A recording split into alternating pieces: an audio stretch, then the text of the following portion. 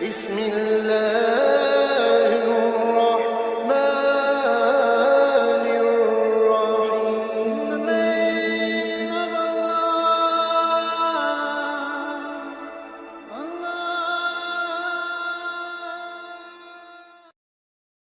لیکن اللہ کشادہ مکان دے دے بڑی بات ہے، نیک بیوی دے دے بڑی بات ہے. جو اپنی بیویوں کی طرف سے پریشان ہوتے ہیں گھر کے باہر بھی چین و سکون سے نہیں رہتے، جو اپنی بیویوں کی طرف سے مطمئن ہو، بیوی کے سلوک سے سکون حاصل کرتے ہوں، پھر وہ چاہے غریب بھی ہو تو اپنی مملکت کا بادشاہ ہے. کہیں سے بغاوت نہیں ہے نا. ایک بادشاہ ہے اور اس کی رعایا نے اگر بغاوت کر دی تو بادشاہ بھی پریشان رہتا ہے، اور اگر گھر میں بیوی ہے اور بیوی نے اگر بغاوت کر دی تو پھر نہ گھر میں ٹھکانہ رہتا ہے نہ باہر سکون رہتا ہے. اس لیے حضور نے فرمایا کہ اللہ نے اسے ٹیڑھی پسلی سے بنایا ہے، اس کو بالکل چھوڑ کے بھی مت رکھو ورنہ بہت ٹیڑھی رہے گی، تھوڑا سا دبا کر کے رکھو. شوہر کا ڈر رہے، شوہر کی ناراضگی کا ڈر رہے، اتنا تو ہونا چاہیے. اور فرمایا کہ اسی طرح آپ ان سے فائدہ اٹھاؤ. کاندھے پہ ہمیشہ کوڑھا رہنا چاہیے، چلے نہ چلے وہ ایک الگ بات ہے، لیکن بیوی بچوں کو اتنا ڈر رہنا چاہیے کہ اگر کبھی بات بگڑی تو پھر خیریت نہیں ہے. شوہر کو سرنڈر نہیں ہونا چاہیے. شوہر شوہر ہے. الرجال قوامون علی النساء، اللہ نے ان کو جو ہے عورتوں کے تئیں ذمہ داری عطا کی ہے. جو لوگ سرنڈر ہو جاتے ہیں ان کی زندگی کیسی رہتی ہے میں بولوں گا نہیں، آپ سمجھ لو. گھر کا نظام بگڑ جاتا ہے. گھر کا نظام برقرار رہنا چاہیے. مرد اپنی سلطنت کا بادشاہ ہوتا ہے. سلطنت چھوٹی ہے، ایک گھر تک ہے نا. پورے شہر میں ہو ایسا ضروری نہیں ہے، اور پوری ریاست میں ہو ایسا ضروری نہیں ہے، پورے ملک میں ہو ایسا ضروری نہیں ہے. آدمی اپنی سلطنت کا بادشاہ ہے چاہے سلطنت چھوٹی ہو. تو نیک بیوی اللہ نے کسی کو عطا کر دی، کشادہ مکان دے دیا، اللہ نے وطن کی روزی دے دی. اللہ پاک کا اس پر بے پناہ کرم اور احسان، وہ جتنا بھی اللہ کا شکر ادا کرے کم.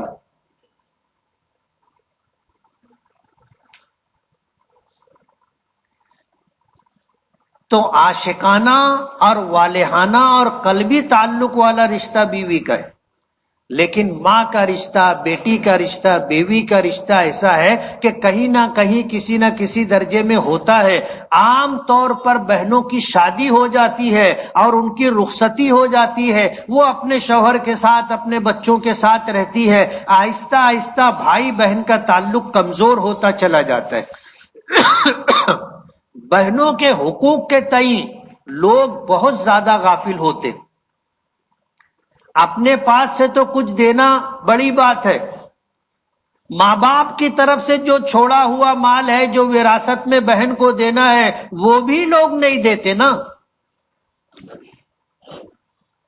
بہن مانگتی مانگتی مانگتی بوڑھی ہو جاتی ہے، اس کو اس کا حق نہیں دیتے.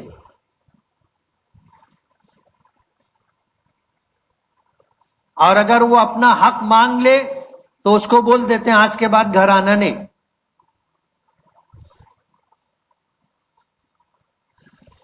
اللہ پاک نے بہت سارے احکامات دیے ہیں جن کا تذکرہ قرآن پاک میں ہے اور جس کی وضاحت اور تشریح احادیث پاک میں ہے. لیکن وراثت کا مسئلہ ایسا ہے کہ اس مسئلے کو اللہ پاک نے تفصیل کے ساتھ قرآن کریم میں ذکر کیا ہے، اور ہر ایک رشتے کے جو میراث میں حق بنتا ہے اس کی وضاحت کی ہے کہ ماں کو کیا ملے گا، باپ کو کیا ملے گا، بیٹے ہو بیٹی ہو ان کو کیا ملے گا، بیوی ہو اس کو کیا ملے گا، بہن ہو اس کو کیا ملے گا. ایک حقوق متعین کیے.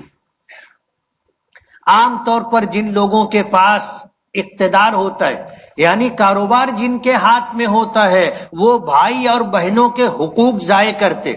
چھوٹے بھائیوں کو بھی حق برابر نہیں دیا جاتا، بہنوں کو بھی حق نہیں دیا جاتا. حالانکہ باپ جو ترکہ چھوڑ کر جاتا ہے یہ مشترکہ سرمایہ ہے، یعنی اس میں جتنا حق آپ کا ہے اتنا ہی حق آپ کے بھائی کا ہے، اور جس طرح آپ اس میں حق رکھتے ہیں اسی طرح آپ کی بہن بھی اس میں حق رکھتی ہے. تم اکیلے اس میں جو تصرف کرتے ہو بھائی بہنوں کی مرضی کے خلاف جائز نہیں ہے. آج جو لوگ کاروبار کرتے جن کے ہاتھ میں کاروبار ہے وہ ان کے بیوی بچے عیش کرتے، دوسرے جو بھائی ہوتے ہیں یا جو بہنیں ہوتی ہیں ان کو اپنے برابر حق نہیں دیا جاتا. یہ مشترکہ مال ہے، تمام بھائی بہنوں کی مرضی کے بغیر اکیلا کوئی آدمی اس میں تصرف کرنا چاہے شریعت نے اس کو اجازت نہیں دی ہے. حتیٰ کہ اگر وہ چاہے کہ مسجد بنوا دے تو شریعت نے منع کیا. تیرے اکیلے کا مال تھوڑا ہی ہے، جتنا تیرا حق ہے اتنا تیرے دوسرے بھائی کا بھی حق ہے. اسی لیے علماء ایسے لوگوں کے گھر کھانا پسند نہیں کرتے، کھانا نہیں کھاتے جو جہاں میراث کی تقسیم نہیں ہوئی اور بھائی بہن حق مانگ رہے ہیں، اور جو کاروبار پر قابض شخص ہے وہ بھائی بہنوں کو حق نہیں دیتا. اس کے پاس جتنا مال ہے یہ مشترکہ سرمایہ ہے، دوسرے بھائی بہنوں کے بغیر مرضی کے وہاں پر کھانا جائز نہیں ہے. ظاہر بات ہے آپ کھاؤ گے تو ایک کی مرضی ہے، باقی لوگوں کی اجازت نہیں ہے. بغیر اجازت آپ دوسروں کا مال کیسے کھاؤ گے؟ اس لیے کہیں سے بھی دعوت آئے تو رکا دیکھ کے نہیں پہنچ جانا چاہیے. تھوڑا سا آپ دیکھ لو، انکوائری کر لو کہ وہاں پہ میراث بٹی ہے کہ نہیں بٹی ہے. آج جو دعوت دی جا رہی ہے اس میں دوسرے بھائی بہنوں کا بھی حق ہے، ان کو دیا گیا کہ نہیں دیا گیا. آج 100 پائلی پکا رہے ہیں، دوسرے بھائی بہنوں کو حق نہیں دیا، ان کی اجازت نہیں ہے، آپ کے لیے وہاں کھانا جائز نہیں ہے. اس لیے کہیں سے بھی دعوت نامہ آئے بغیر تحقیق کے پہنچ جانا درست نہیں ہے. ہماری ذمہ داری ہے، کھانا ہم کھائیں گے، ظاہر بات ہے کھانا ہم کھائیں گے، اور کسی کا مال ناحق طریقے سے ہمارے پیٹ میں گیا تو حضور پاک صلی اللہ علیہ وسلم نے فرمایا ہے کہ حرام مال سے جو جسم پرورش پائے اس کا سب سے بہترین ٹھکانہ جہنم ہے.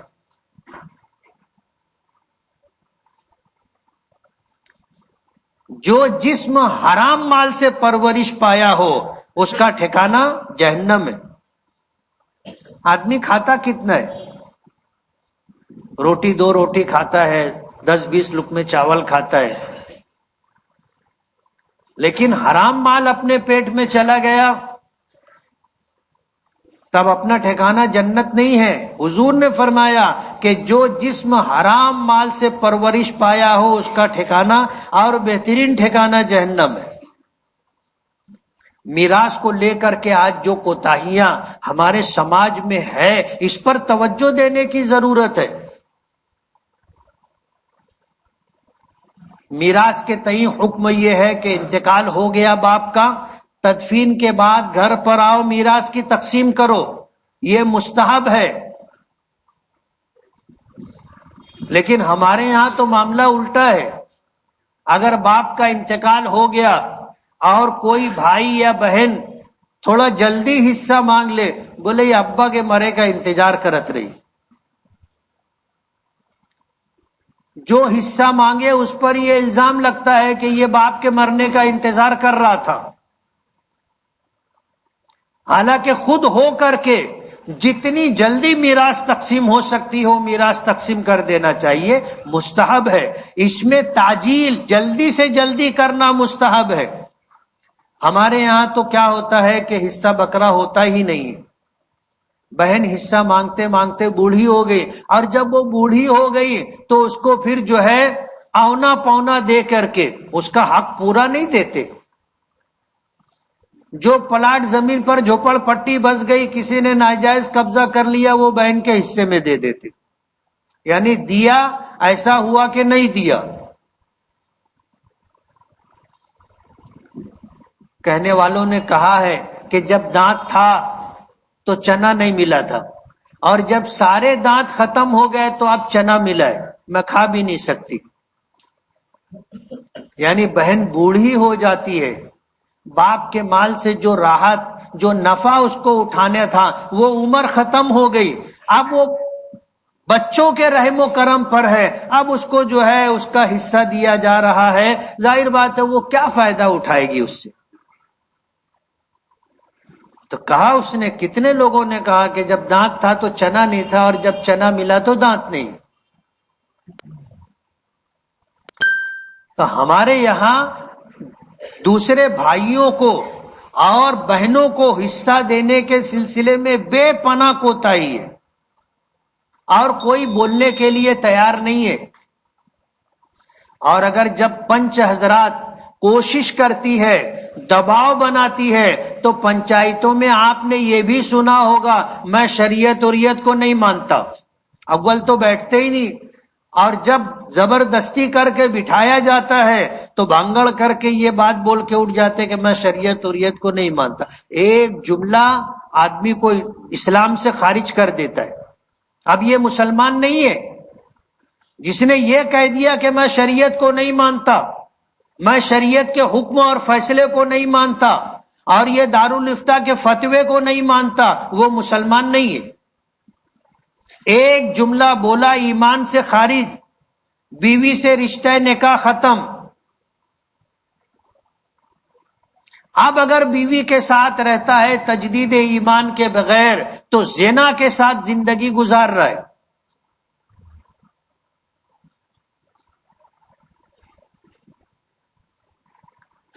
इसलिए एक हक अल्लाह का है, अल्लाह अपने हक के तई बेनियाज है। कल चाहेगा अल्लाह माफ करेगा। इन्नल्लाह ला यगफिरु अन युश्रका बिही व यगफिरु मा दून ज़ालिका लिमन यशा। शिर्क की तो माफी नहीं है, लेकिन शिर्क के अलावा अल्लाह के हुकूक में जो कोताही हुई है, अल्लाह की मशीयत के तहत है, अल्लाह चाहेंगे माफ कर देंगे। लेकिन बंदों का हक अल्लाह माफ नहीं करेंगे। हुजूर ने फरमाया कि जब तक बंदा माफ नहीं करेगा, अल्लाह किसी बंदे का हक माफ नहीं करेंगे, पूरा पूरा हक दिलवाएंगे। और ये इंसाफ का तकाजा है।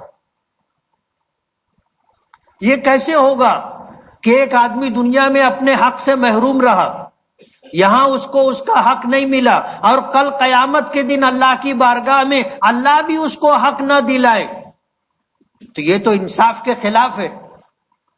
इसलिए कल कयामत के दिन अल्लाह पाक बंदों के हुकूक में इंसाफ करेंगे और पूरा पूरा हक दिलवाएंगे।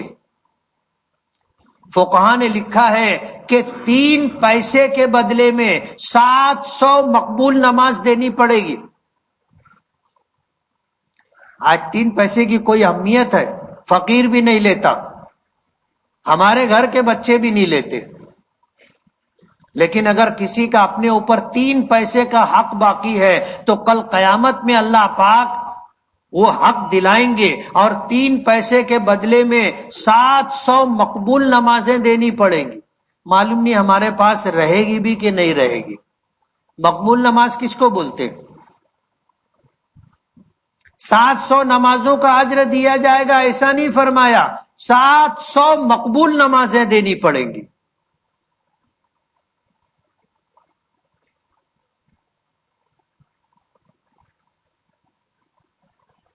और अल्लाह इंसाफ करेंगे।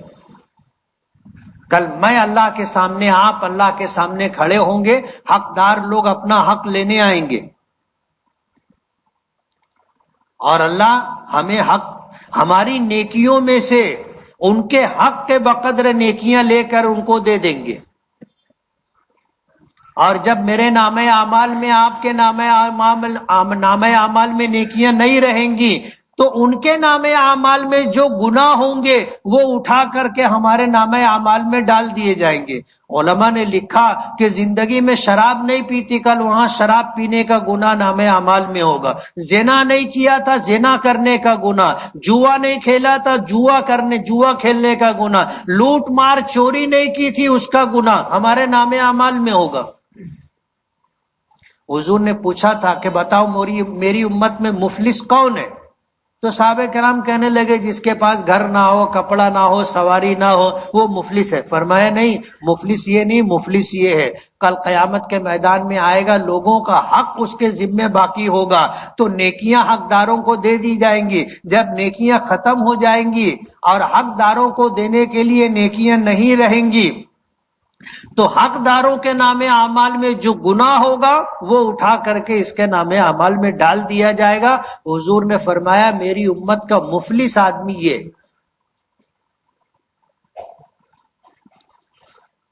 وقتاً فوقتاً لوگ پرچی دیتے اور بولتے بھی ہیں کہ بہنوں کے حقوق، بھائیوں کے حقوق، میراث کے تعلق سے کچھ بات کرو۔